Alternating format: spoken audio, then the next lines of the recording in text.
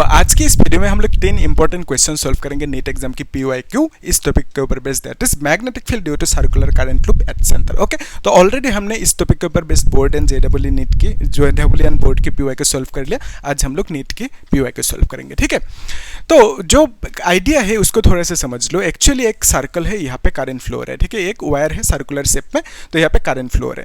तो यहाँ से r डिस्टेंस दूरी पे यानी रेडियस पे इस सेंटर पे हमें क्या मिलेंगे, मैग्नेटिक फील्ड मिलेंगे। कितना, उसके लिए जो फॉर्मूला था दैट इज μ0I/2r। ठीक है, तो ये फॉर्मूला आया कहाँ से, इसको हमने ऑलरेडी डिराइव कर लिया। आप लोग चेक करना, प्लेलिस्ट में है। ठीक है, सीरियली है सब कुछ, तो आप लोग चेक करना।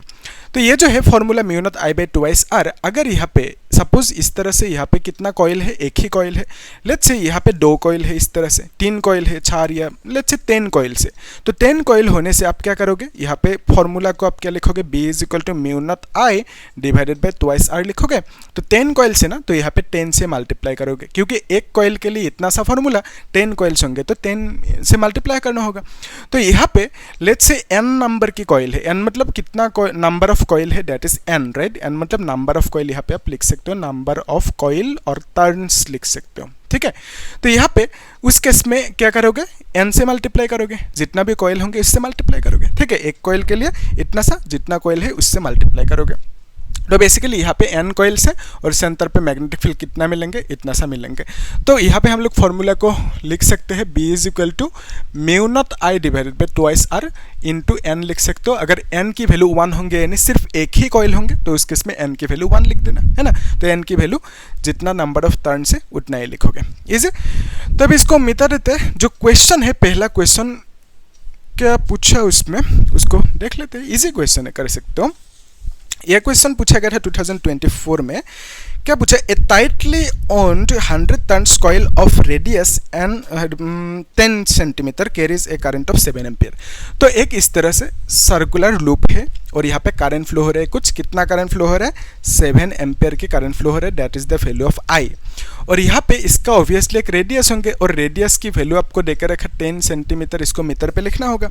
और यहाँ पे नंबर ऑफ टर्न्स, इस तरह से कितना कॉइल है, इस तरह से 100 कॉइल है, 100 टर्न से, यानी n की वैल्यू 100 होंगे, नंबर ऑफ टर्न्स 100 होंगे। हमें पूछा सेंटर पे मैग्नेटिक फील्ड कितना होंगे, वो निकालने दिया। तो उसके लिए देखो सिंपल है। तो यहाँ पे सेंटर पे मैग्नेटिक फील्ड चाहिए, फॉर्मूला क्या है, μ0I/2r और यहाँ पे इंटू n करना होगा। n मतलब नंबर ऑफ टर्न्स। तो μ0 की वैल्यू आपको मालूम है। एक्चुअली देखो कि जो μ0/4π है ना, इसका एक फिक्स वैल्यू है, दैट इज 10⁻⁻⁷।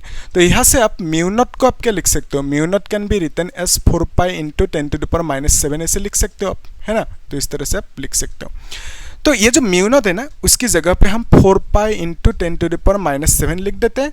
इंटू I मतलब current, that is 7 ampere flow है, वो देकर रखा।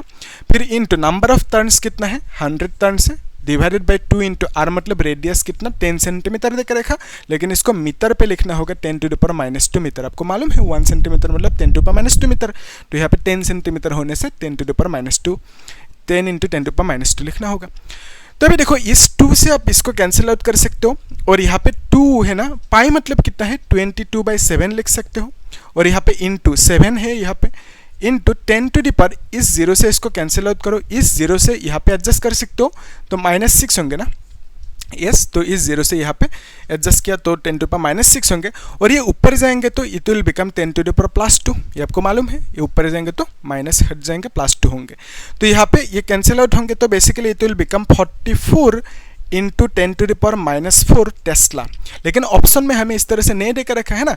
तो उसके लिए देखो, अगर यहाँ पे ये जो डेसिमल है ना, ओके, इस मतलब ये जो 10 है, इसको 3 करोगे तो उस केस में यहाँ पे एक डेसिमल लगाना होगा, यानी इस तरह से इसको लिखना होगा, है ना। तो बेसिकली यहाँ पे 4 को 3 करोगे तो उस केस में डेसिमल यहाँ पे आ जाएंगे। तो मैग्नेटिक फील्ड का वैल्यू इतना सा मिला। और इसी को आप क्या लिख सकते हो, ये जो है ना, ये क्या है, मैग्नेटिक फील्ड का वैल्यू कहाँ पे, सेंटर पे। यहाँ पे मैग्नेटिक फील्ड का वैल्यू कितना मिला, इतना सा मिला। और इसी को आप ऐसे भी लिख सकते हो ना, 4.4 10⁻³ मतलब क्या है, मिली। मिली मतलब स्मॉल m लिखोगे और टेस्ला लिख दोगे। ठीक है, तो मिली मतलब 10⁻³ और ऑप्शन में वही देकर रखा मिली, है ना।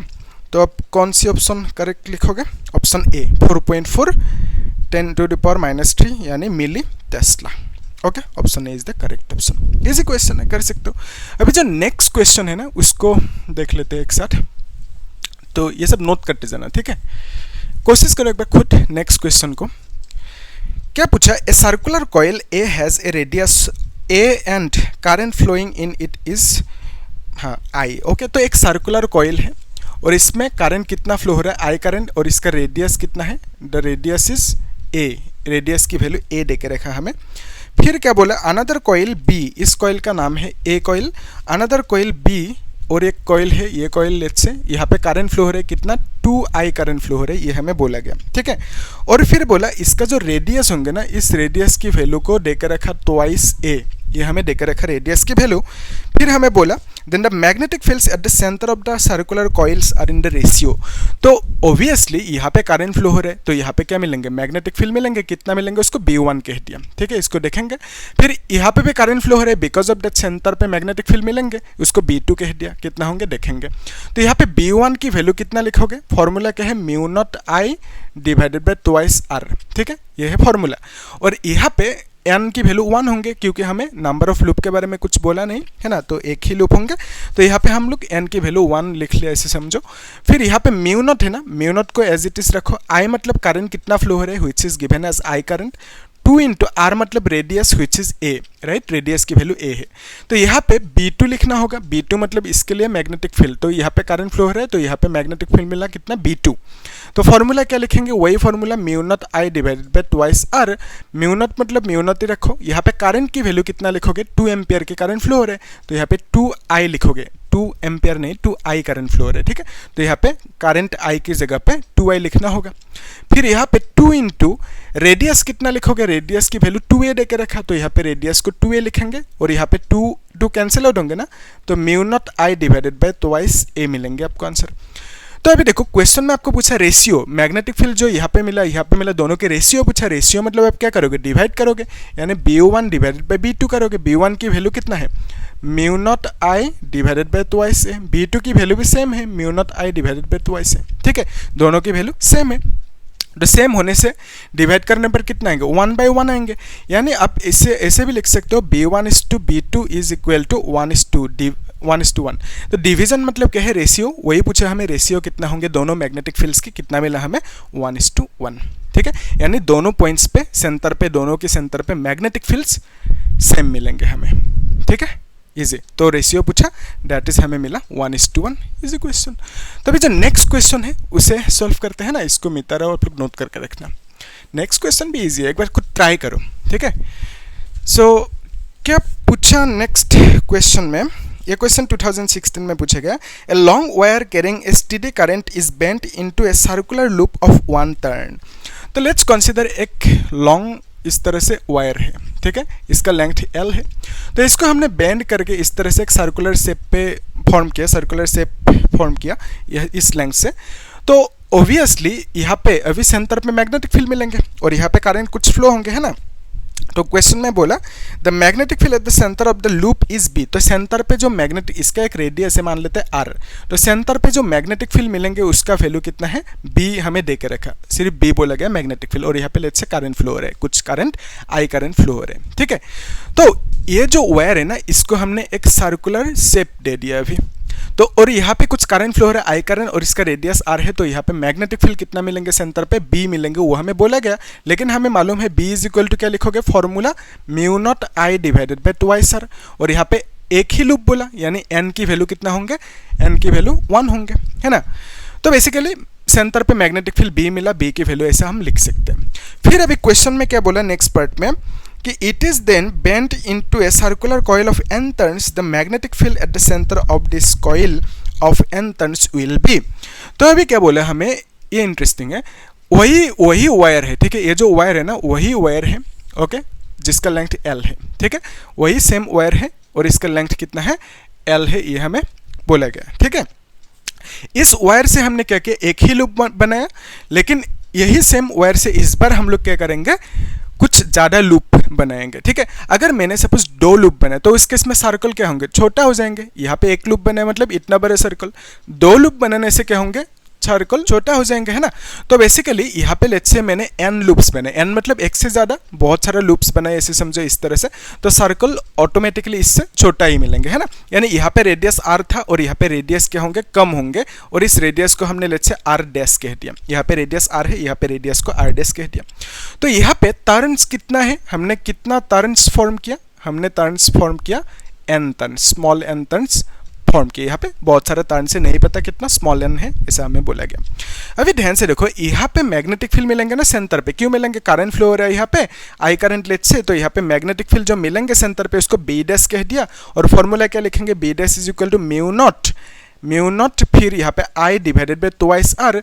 तो यहाँ पे कितना लूप्स है, और यहाँ पे r की जगह पे r डैश लिखोगे, क्योंकि इसका रेडियस को r डैश कंसीडर किया है ना, यहाँ पे r किया, यहाँ पे r डैश किया, और यहाँ पे कितना टर्न्स है, number of turns is equal to आप लिखोगे n, ठीक है। तो यहाँ पे नंबर ऑफ टर्न्स n लिखोगे, स्मॉल n लिखोगे, इस तरह से आप लिख सकते हो, ओके। अभी नेक्स्ट स्टेप को ध्यान से देखो, हमें क्वेश्चन में क्या निकालने दिया, इस b डैश की वैल्यू यानी यहाँ पे सेंटर पे कितना होंगे मैग्नेटिक फील्ड, वो फाइंड आउट करने दिया। उसके लिए यहाँ पे जो r डैश है ना और यहाँ पे जो r है, दोनों के बीच में जो रिलेशन होंगे वो चाहिए। तो रिलेशन को कैसे फाइंड आउट करेंगे, उसके लिए देखो, ये जो वायर है ना, इस लेंथ से आपने क्या किया, एक राउंड इस तरह से एक सर्कल फॉर्म किया, और हमें मालूम है कॉन्सेप्ट कि सर्कल की जो लेंथ है, ये जो लेंथ है ना बाउंड्री, इसको आप क्या कहते हो, सर्कमफेरेंस, और सर्कमफेरेंस की फॉर्मूला क्या है, ट्वाइस पाई इंटू r, ये है फॉर्मूला सर्कमफेरेंस की। यानी यहाँ से जो एक राउंड की लेंथ होंगे, इस लेंथ को आप क्या बोलोगे, एक राउंड की लेंथ ट्वाइस पाई यानी सर्कमफेरेंस बोलोगे। ये जो लेंथ मिला सर्कमफेरेंस, ये कहाँ से मिला, इसी वायर से मिला, यानी इस वायर की जो लेंथ होंगे, that length l is equal to इसका सर्कमफेरेंस होंगे, ऐसे आप बोल सकते हो, यस, इजी।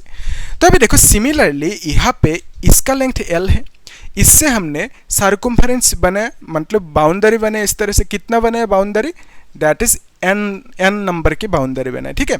तो ध्यान से देखना, यहाँ पे एक लूप के लिए जो सर्कमफेरेंस होंगे that is equal to twice pi R dash लिख सकते हैं।